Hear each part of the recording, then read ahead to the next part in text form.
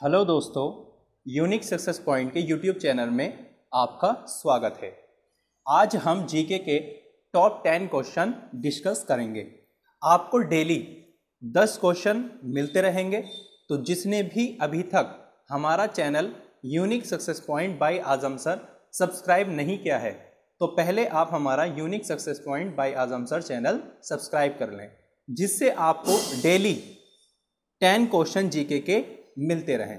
ठीक है, और वीडियो को अपने दोस्तों में सभी में शेयर कर दें।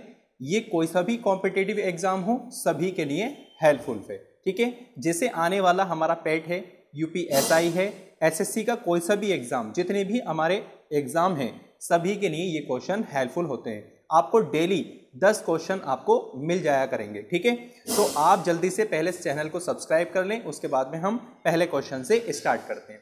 तो देखिए भाई, पहला क्वेश्चन हमारा क्या कहता है। पहला क्वेश्चन है, मैं आपको एक क्वेश्चन के साथ साथ में उसकी डिटेल से भी बताऊंगा आपको, यानी कि उसका थोड़ा विस्तार भी मैं आपको बताऊंगा। ठीक है, जैसे पहला क्वेश्चन हमें दे रखा है कि प्राचीन भारतीय भौगोलिक मान्यता के अनुसार भारतवर्ष किस द्वीप का अंग है। दोस्तों, आप पहले इस क्वेश्चन का आंसर देने की खुद कोशिश करें। तो देखो, पहला क्वेश्चन क्या है, प्राचीन भारतीय भौगोलिक मान्यता के अनुसार भारत वर्ष किस द्वीप का अंग है।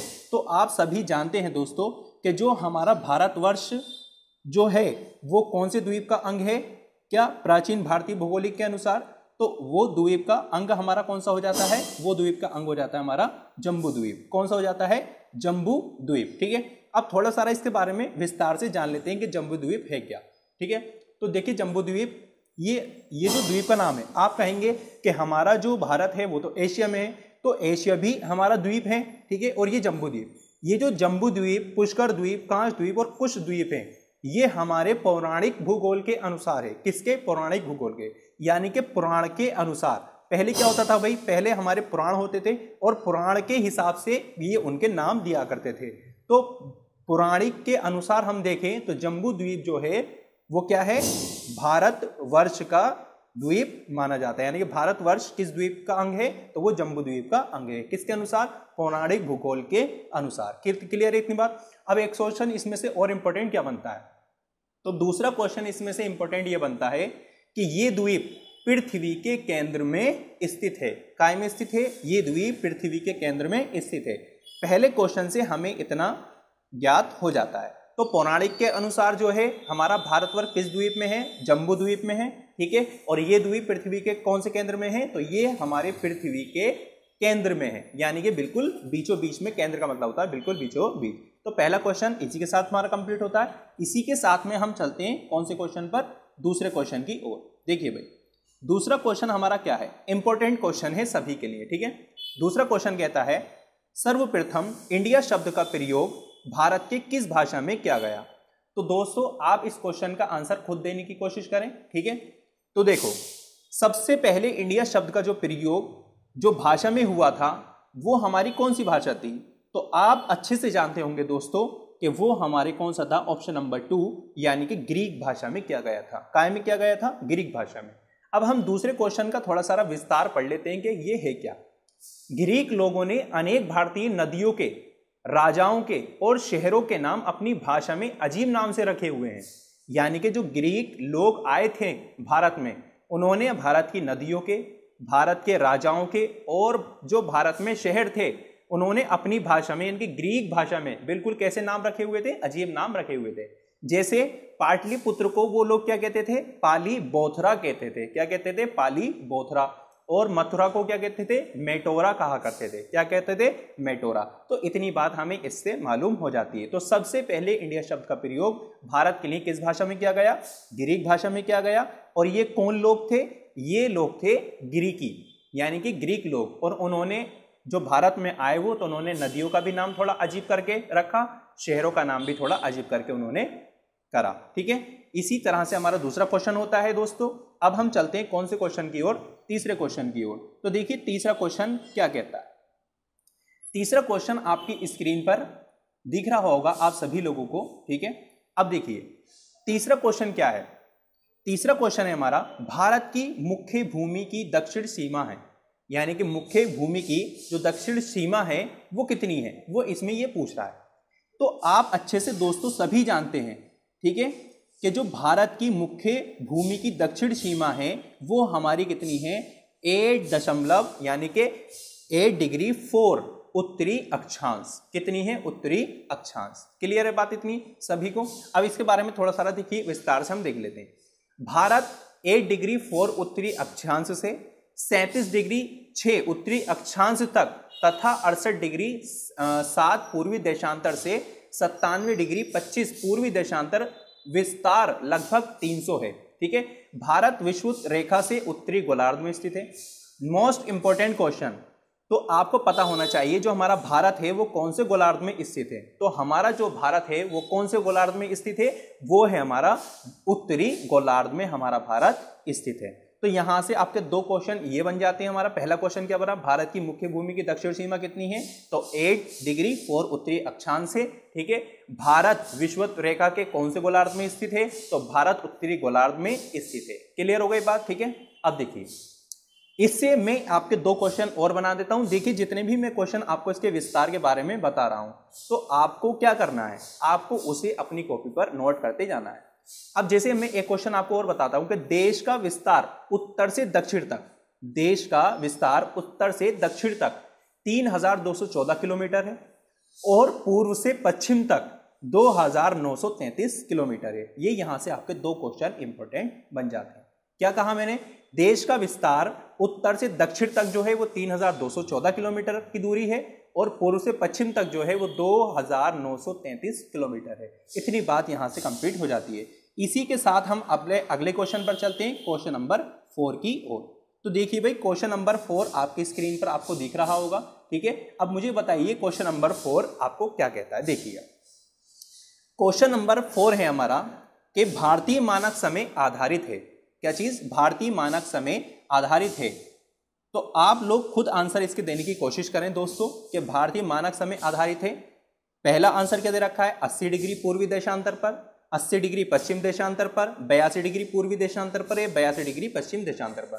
दोस्तों इसमें थोड़ी सारी एक मिस्टेक है, वो बात आप खुद सही कर लीजिएगा। मैं आपको बता देता हूं इसका आंसर कौन सा हो जाएगा हमारा, 82 डिग्री पूर्व देशांतर पर। लेकिन दोस्तों ये 82 डिग्री नहीं है, ये 82.5 है। ठीक है, तो 82.5 आप इसे कर लीजिएगा। ठीक है, इसमें थोड़ी सारी मिस्टेक हो गई है। तो क्या है, 82.5 पूर्वी देशांतर पर।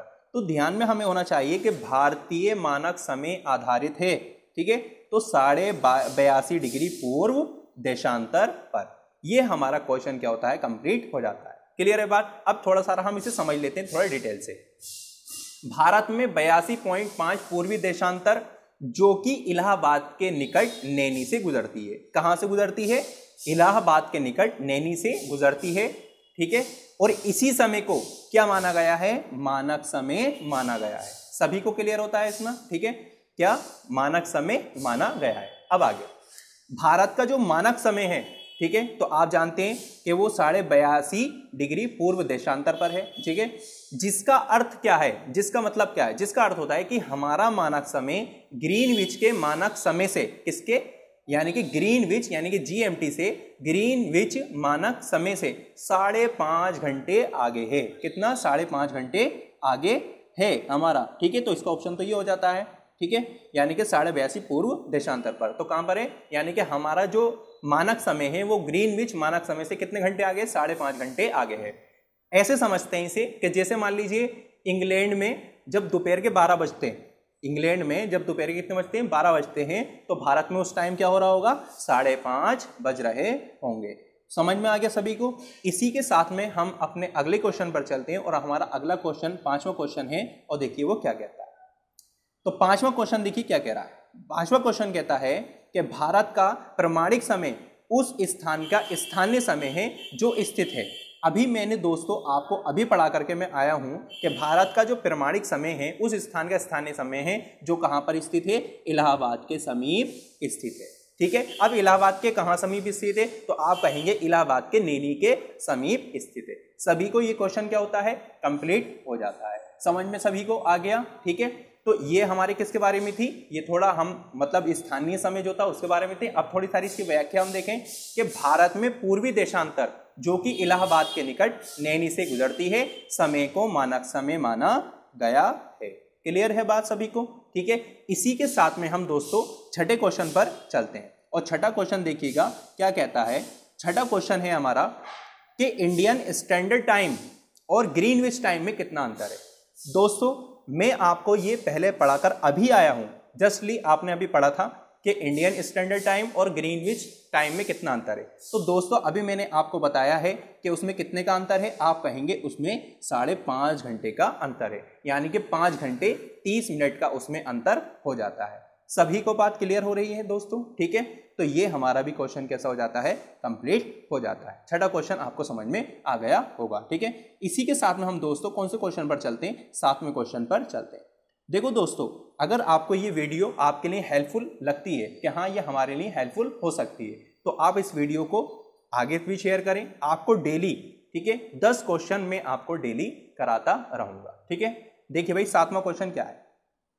भारत का धुर, क्या चीज, भारत का धुर दक्षिण भाग की विषुवत रेखा से कितनी दूरी पर है। ठीक है, तो बताइए भाई, आप बताइएगा कि कितनी दूरी पर है।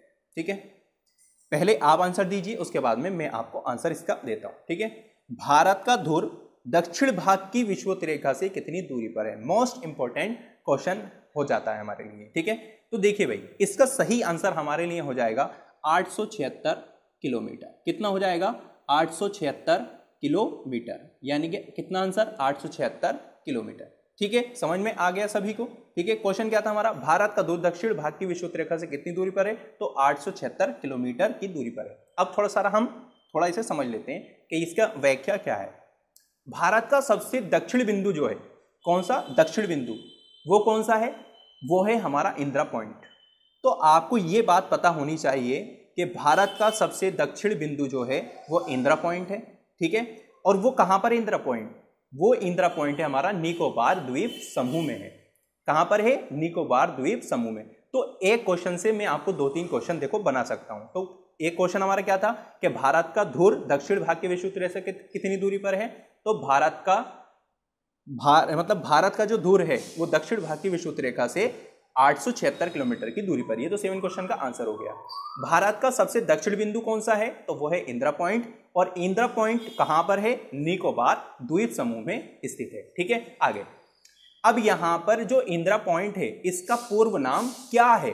ठीक है, तो आपको इसका पूर्व नाम भी पता होना चाहिए। तो इसका पूर्व नाम है लाही चिंग। क्या है, लाही चिंग, और पिग्मेलियन पॉइंट। क्या है, पिग्मेलियन पॉइंट। ठीक है, तो इतनी बात हमें इसके बारे में पता हो जानी चाहिए। अब इसी के साथ में हम अगला क्वेश्चन से हमारा कौन सा, अगला क्वेश्चन हमें दे रखा है 8 क्वेश्चन। ठीक है, तो 8 क्वेश्चन आपको दिख रहा होगा, मैं थोड़ा इसे जूम कर देता हूं, आपको अब आसानी से दिख रहा होगा। ठीक है, अब देखिए भाई 8वां क्वेश्चन हमारा क्या कहता है। 8वां क्वेश्चन है भारत की स्थलीय सीमा की लंबाई कितनी। ठीक है, भारत की स्थलीय सीमा की लंबाई कितनी। देखिए स्थलीय सीमा का क्या मतलब हो गया, यानी कि जहां पर जमीन है, क्या है, जमीन दे रखी है, वो क्या हो गई, स्थलीय सीमा हो गई।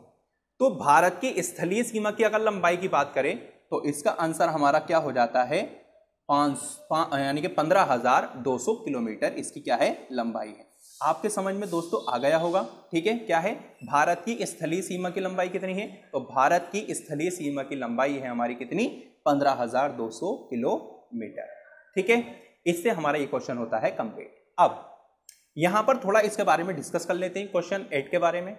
भारत की कुल स्थलीय सीमा की लंबाई, ठीक है, 15,200 या 15,280 किलोमीटर। ठीक है, देखिए यहां पर थोड़ा बहुत यानी कि अंतर हो सकता है। तो ऑप्शन में देखिए 15,200 हो, ठीक है, या 15,280 हो, तो उसमें से आपको एक क्वेश्चन मिलेगा। देखिए भाई इतना उतार चढ़ाव तो रहता है कि हमारा 20 या 30 किलोमीटर का अंतर या 50 किलोमीटर का भी अंतर इसमें रह सकता है।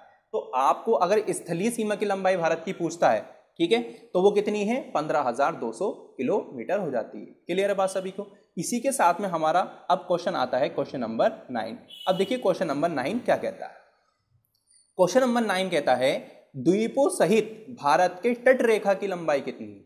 क्या चीज, द्वीपों सहित भारत के तट रेखा की लंबाई कितनी। अब तट कौन सा, तट किसे कहते हैं, तट वो स्थान हो गया जहां समुद्री सीमा लगती है। ठीक है, अब इसमें तट के साथ साथ में वो द्वीपों का भी पूछ रहा है, यानी कि जो इसके अन्य द्वीप हैं। जैसे हम पहले वाला द्वीप पढ़ करके आए थे, ठीक है, जैसे हम अंडमान निकोबार इस तरह के द्वीप समूह हम पढ़कर आए हैं, ठीक है। तो ये सारे क्या हैं, द्वीप हैं। तो ये तट रेखा के साथ साथ द्वीप सहित की भी लंबाई पूछ रहा है, तो वो ऑप्शन हमारा कौन सा हो जाएगा, ये ऑप्शन हो जाएगा हमारा 7516.5 किलोमीटर, इसका राइट आंसर हो जाएगा। कि द्वीपों सहित, क्या चीज, द्वीपों सहित, ठीक है, भारत के तट रेखा की लंबाई कितनी है, 7516.5 किलोमीटर है, ठीक है। अब थोड़ा सा इसके इस विस्तार से जान लेते हैं कि इसका विस्तार क्या है। देखिए, मैंने आपको पहले दोस्तों क्या बताया था एक क्वेश्चन में कि भारत की स्थलीय सीमा की लंबाई 15,200 किलोमीटर है, ठीक है, तथा द्वीप सहित जलीय सीमा की लंबाई वो हमने कितना लगाया, 7,516.5 किलोमीटर है। क्लियर है बात सभी, ठीक है। अगर इसमें से अब दोस्तों एक क्वेश्चन और क्या बनता है, अच्छा ये द्वीप सहित है तट रेखा की लंबाई, अगर इसमें से द्वीपों को निकाल दो, खाली किसको रखो, तट को रखो, काय को, तट को, तो वो तट रेखा की लंबाई हो गई या समुद्री सीमा की लंबाई हो गई। तो ध्यान में रखिएगा दोस्तों कि मुख्य धरातलीय भाग की समुद्री सीमा की लंबाई 6100 किलोमीटर है। कितनी, 6100 किलोमीटर है। अब इसमें कौन कौन से द्वीप शामिल हो जाते हैं जो इसकी लंबाई कितनी हो जाती है, 7,516 हो जाती है। तो इसमें देखो अंडमान निकोबार है, लक्षद्वीप समूह, ये आदि क्या हो, सम्मिलित हो जाकर के इसकी जो तट रेखा की लंबाई कितनी हो जाती है, 7516.5 किलोमीटर हो जाती है, ठीक है। ये भी क्वेश्चन हमारा क्या हुआ, कंप्लीट हो गया। इसी के साथ में हम दोस्तों कौन से क्वेश्चन पर चलते हैं, इसी के साथ में हम दोस्तों अपने क्वेश्चन पर चलते हैं, क्वेश्चन नंबर 10 की ओर, ठीक है, जो कि इस वीडियो का लास्ट क्वेश्चन है, ठीक है। ये हमारे मोस्ट इंपोर्टेंट 10 क्वेश्चन है। आपको डेली 10 क्वेश्चन मिलते रहेंगे। आप इसकी पीडीएफ हमारे इस लिंक यानी कि मैंने डिस्क्रिप्शन में दे रखा है, आप वहां से जाकर के इसकी पीडीएफ भी वहां से आप डाउनलोड कर सकते हैं। देखिए भाई 10 क्वेश्चन, भारत की उत्तर से दक्षिण तक की लंबाई कितनी है, भारत की उत्तर से दक्षिण तक की लंबाई कितनी है, ये वो आपसे पूछ रहा है, ठीक है। तो वही बताइए। अब मैं आपको अभी ऊपर बता करके कुछ आया था, उत्तर से दक्षिण तक की मैंने आपको लंबाई बताई थी और पूर्व से पश्चिम तक की मैंने आपको लंबाई बताई थी। तो आपको इसमें बताना है उत्तर से दक्षिण तक की लंबाई कितनी है। तो बताइए भाई उत्तर से दक्षिण तक की लंबाई कितनी है, जल्दी से बताइएगा क्वेश्चन, ठीक है।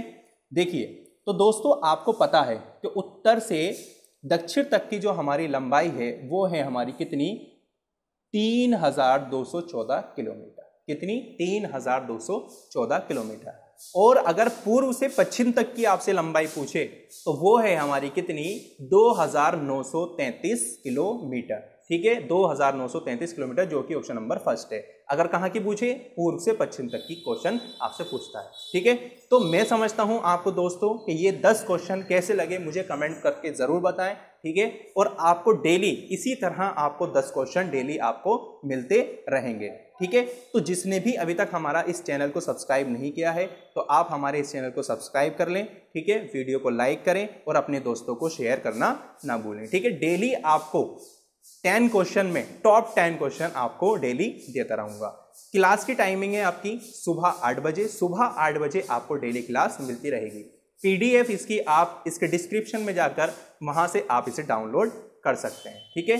तो मिलते हैं दोस्तों अगली वीडियो में, और अगली वीडियो में हम जल्दी ही आपको मिल जाएंगे, ठीक है। तब तक के लिए जय हिंद, जय भारत।